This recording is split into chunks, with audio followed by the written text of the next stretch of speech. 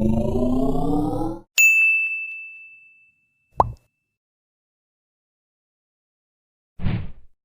warahmatullahi wabarakatuh. Okey, baiklah. Hari ini kita akan membincangkan sebuah topik dalam kimia yang bertajuk termokimia.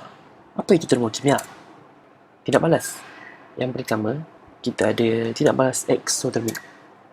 Ekso tu bermaksud luar dan termik bermaksud dalam. Maksudnya, tindak balas ini membebaskan haba keluar. Apakah ciri-ciri dalam tindak balas ini yang perlu kita tahu adalah pertama, tindak balas kimia yang mana membebaskan tenaga haba ke persekitaran. Yang kedua, cirinya suhu akan bertambah. Kita akan dapat tahu dengan cara bacaan suhu akhir dan juga awalnya. Di mana kita akan tahu yang suhu akhirnya akan lebih tinggi daripada suhu awal. Seterusnya, kandungan tenaga bahan tindak balas adalah lebih tinggi daripada kandungan tenaga hasil tindak balas. Antara contoh-contoh tindak balas yang berkaitan tindak balas eksotermik adalah tindak balas penjulan, pembakaran, penyesaran dan juga pembekuan. Seterusnya kita akan belajar cara untuk melukis gambar rajah aras tenaga. Jadi, perkara yang wajib dalam melukis gambar rajah aras tenaga ni, yang pertama kita kena lukis tenaga tu anak panah ke atas. Yang seterusnya kena ada dua aras tenaga yang berbeza, sama ada di atas ataupun bawah. Tapi untuk eksotermik ini, sebab tadi saya dah kata bahan tindak balas lebih tinggi, so jadi bahan tindak balasnya mesti di atas dan hasilnya perlulah di bawah. Dan yang tengah-tengah itu adalah ROH dia. Dan ROH dia adalah perlu bertanda negatif. Dan seterusnya kita ada tindak balas endotermik. Endo itu bermaksud dalam dan termik itu bermaksud haba. Maksudnya haba terseraplah dalam endotermik ini. Ciri yang pertama adalah tindak balas mana menyerap tenaga haba dari persekitaran. Ciri yang kedua pula, suhunya akan menurun. Yang ketiga, kandungan tenaga bahan tindak balas adalah lebih rendah daripada kandungan tenaga hasil tindak balas. Contoh tindak balas yang berkaitan dengan endotermik: peluburan, melarutkan garam amonium dalam air, penguraian garam karbonat dan nitrat oleh haba. Seterusnya, gambar rajah aras tenaga. Dia sama je macam yang eksotermik tadi, cuma yang berbezanya adalah aras tenaga dia.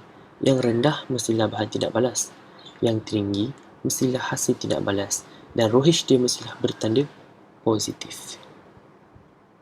Topik ini terdapat 4 jenis tindak balas yang utama yang akan kita belajar, iaitu kita ada tindak balas pembedakan, penyesaran, penetralan dan juga pembakaran. Haba-haba yang terlibat. Contoh pembedakan, haba pembakaran; penyesaran, haba penyesaran; penetralan, haba penetralan; dan pembakaran adalah haba pembakaran. Tindak balas ini perlu dihafal seperti yang ditulis di sini. Okey, untuk pembedakan, maksudnya adalah perubahan haba apabila satu mol medakan dibentuk daripada ion-ion yang dalam larutan aqueous. Untuk penyesaran, definisinya adalah perubahan haba apabila satu mol logam disesarkan daripada larutan garamnya oleh satu logam yang lebih elektropositif. Untuk penyuntulan, perubahan haba apabila satu mol dibentuk daripada tindak balas antara asid dengan alkali. Dan yang terakhir sekali, pembakaran bermaksud perubahan haba apabila satu mol sebatian dibakar dengan lengkap dalam oksigen berlebihan. Jadi itulah 4 jenis tindak balas yang utama dalam termokimia. Okey, bismillahirrahmanirrahim. Assalamualaikum dan salam sejahtera kepada adik-adik semua ataupun rakan-rakan semua. Saya saudara Muhammad Zain bin Hashim kembali untuk mengkongsikan kepada adik-adik semua tentang haba pembakaran. Sebelum ni kita telah berbincang tentang haba pembendakan. Jadi kita bertemu semula untuk membincangkan tentang haba pembakaran. Jadi apa kaedah haba pembakaran? Haba pembakaran adalah satu tindak balas di mana satu bahan pembakar membakar sepenuhnya di dalam oksigen yang berlebihan ataupun haba yang terbebas apabila satu mol bahan terbakar dengan lengkap. Contohnya, pembakaran metana dalam oksigen berlebihan menghasilkan karbon dioksida dan air.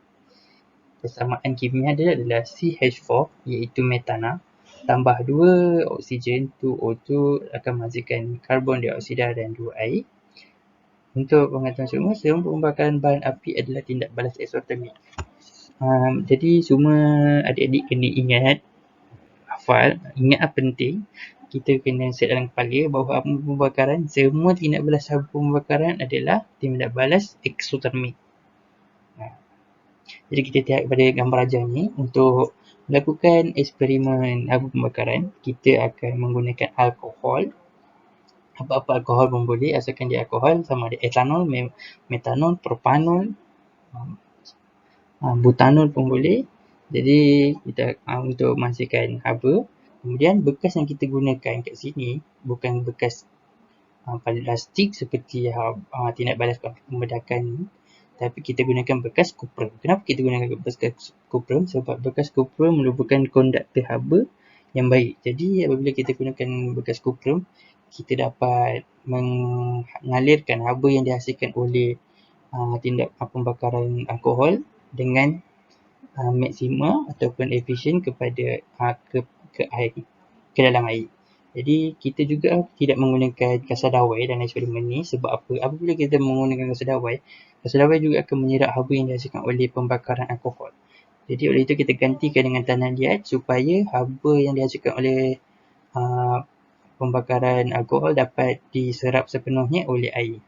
Kemudian kita menggunakan pengalang angin supaya haba yang dihasilkan oleh pembakaran alkohol tidak tersebar ke persekitaran, supaya hasil daripada eksperimen kita nanti akan lebih tepat. Jadi semua ni adalah langkah berjaga-jaga.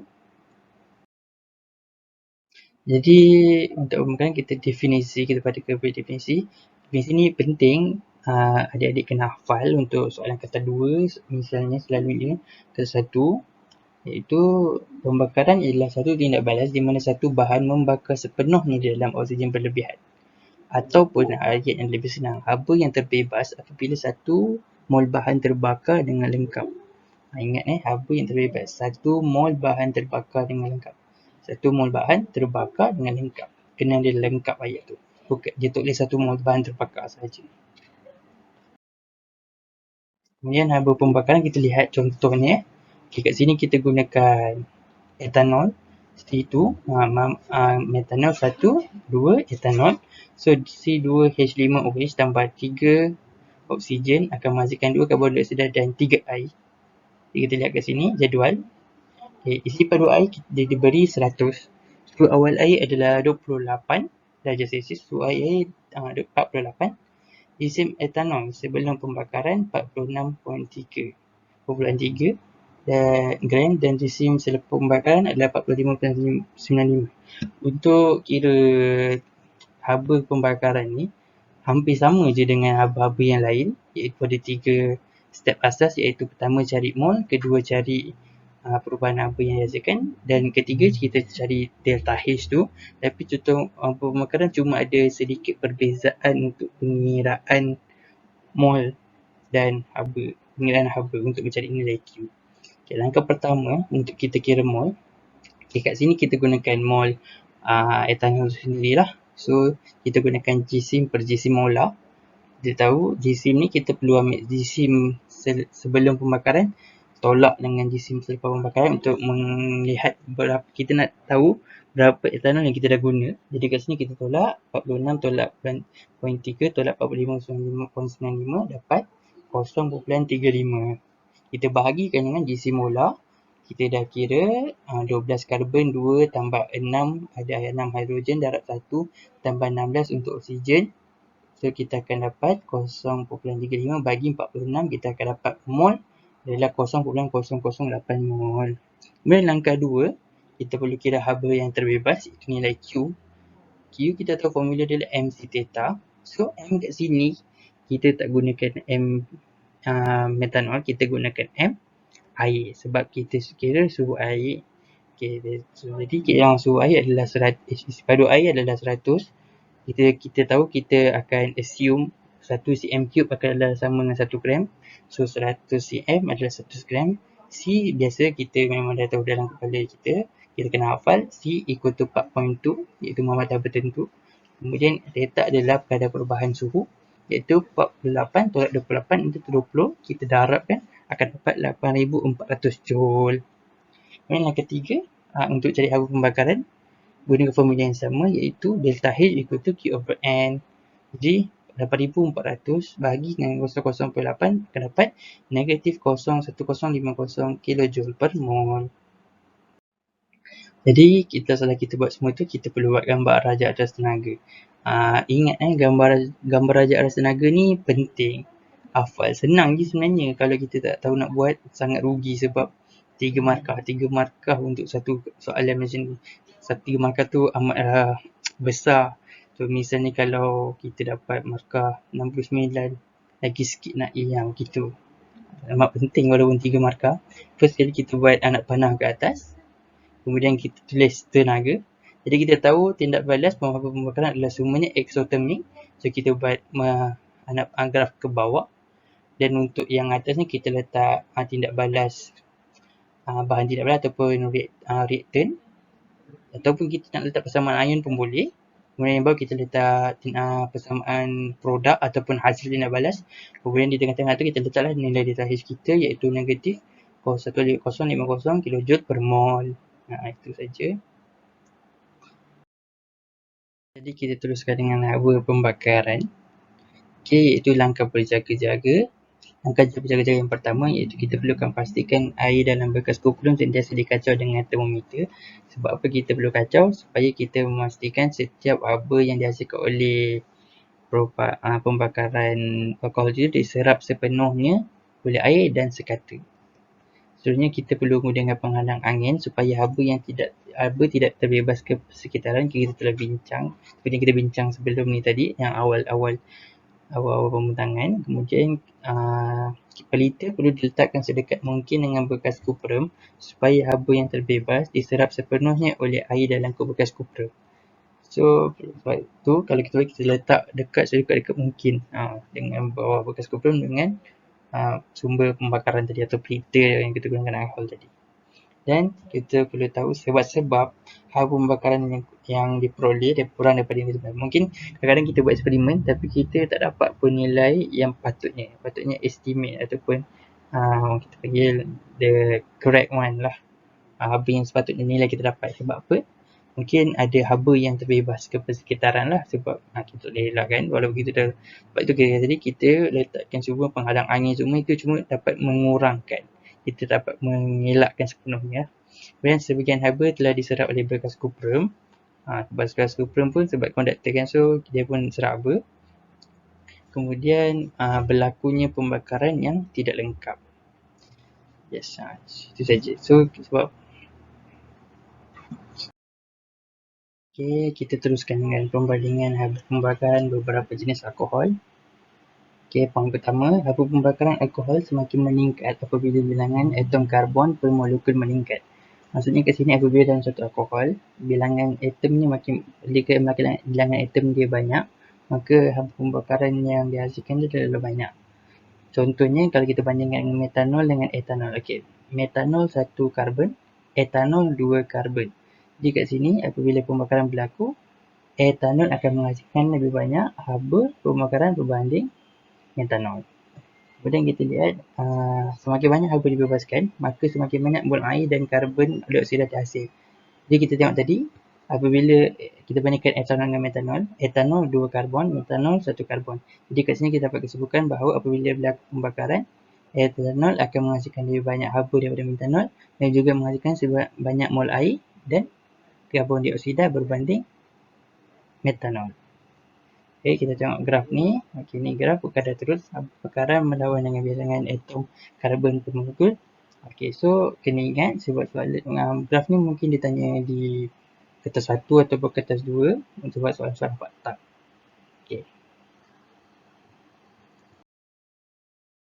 Kita pada contoh soalan.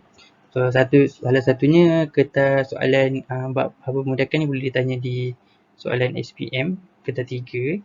Soalan ni kita ambil SPM 2012. Darjah 1 menunjukkan susunan radar sebagai eksperimen untuk menentukan haba pembakaran metanol dengan gambar rajah. Dalam darjah 1.2 menunjukkan bacaan termometer untuk suhu awal dan suhu tertinggi air bagi eksperimen ini. Jadi eksperimen ini diulang dengan menggunakan metanol dengan etanol, propanol dan butanol. Jadi dia tanya soalan A1 berdasarkan darjah 1.2 nyatakan satu pematian. Jadi kita tengok apa yang kita tahu. Itu suhu awal, suhu air. So kita tengok apa yang berubah, yang betul-betul nampak berubah adalah kita boleh cakap bacaan termometer bertambah atau suhu meningkat atau paras merkuri bertambah. Akhirnya nyatakan inference kenapa ataupun sebab berlakunya benda itu, iaitu merkuri ataupun air itu menyerap haba ataupun tindak balas eksotermik telah berlaku. Kemudian kita kata berdasarkan darjah 1.1 senarai konduktor haba telah dikatakan pasti seperti berikut. Ada 3 lampu kaca, lampu kaki, penghadang angin, air aluminium dan air. So kita just kategorikan berdasarkan kelas yang diberikan. So untuk konduktor haba yang baik kita lihat tengku kaki 3 besi, penghadang angin aluminium, lampu kaca, dan air. Untuk konduktor haba yang lemah kita letak lampu kaca dan air. Jadi nyatakan satu hipotesis untuk eksperimen ini. Lebih tinggi bilangan atom karbon per molekul alkohol, lebih tinggi haba pembakaran. Jadi kita dah bincang sebelum ni, kita dah kata lagi banyak satu alkohol tu banyak atom karbon, lagi banyak haba yang dihasilkan. Jadi pemulik uban oxidasi kita tahu alkohol, pemulik berat belas haba pembakaran ataupun hasil haba yang dihasilkan. Dan dimanakan adalah asid pada air. Sebab kita tengok asid pada air tak berubah pun, tetap sama. 1.3 kita tengok okay, ni gambar ni menunjukkan bacaan penimbang. Kemudian kita kata berdasarkan darjah 1.3 lengkapkan jadual mengikut isi pelita kaca sebab pembakaran. Kita lihat isi padu air semua sama, pemburuan suhu semua sama. So, yang beza cuma adalah jisim pelita kaca yang selepas pembakaran. Kita lihat dalam gambar dan kita bundarkan kepada 240-an. Ini adalah jawapan dia, 373.5 untuk metanol, 330.8, 343.3 untuk propanol dan 31.9 untuk butanol. Jadi soalan kedua, soalan kepada tenaga soalan F1, suruh kita cari haba yang diserap pembakaran oleh daripada pembakaran propanol. Jadi dia dah bagi formula kat situ, tenaga haba yang diserap. Jadi jisim air dah dapat 4.2 darab perubahan suhu air. Jisim air dia dah bagi 200. Jadi 4.2 dengan perubahan suhu air adalah 30. Jadi kita dapat 25,200 joule. Kita teruskan dengan soalan seterusnya. Okey, so kita kira bilangan mol propanol yang terbakar. Dia bagi formula jisim propanol yang terbakar sama dengan bilangan mol propanol bagi 60. 60 ni sebenarnya adalah jisim molar bagi propanol, tapi rasanya air rata kat sini. Sepatutnya bilangan formula dia adalah bilangan mol equal to jisim propanol tu bagi dengan 60 ataupun jisim molar tu sendiri. Jadi kita nak kena cari jisim tu adalah jisim awal bagi jisim akhir. Bagi jisim air propanol. Sebab kita nak tahu jisim propanol yang dah terbakar yang kita dah gunakan. Jadi kita kira 344.38 kita tolak dengan 343.30, kita dapat jisim yang propanol yang dah terbakar adalah 1.08. Kita bagi dengan 60, iaitu jisim molar propanol, kita dapat 0.018 mol. Kemudian haba pembakaran propanol, kita kira pembakaran, kita bagi formula tenaga haba yang diserap ikuti haba pembakaran propanol bagi bilangan mol propanol. Jadi formula dia adalah haba pembakaran data H ikuti Q over N, dan kita kira 25,200. Jadi kita bagi dengan 0.018 mol, kita dapatlah net 1,400,000. Jadi kita jangan lupa haba pembakaran adalah eksotermik. So kita letak negatif. Jadi kita dapat negatif 1,400,000 joule per mol. Okey. Sekian itu saja. Terima kasih. Harap semua faham dan berjaya. Good luck.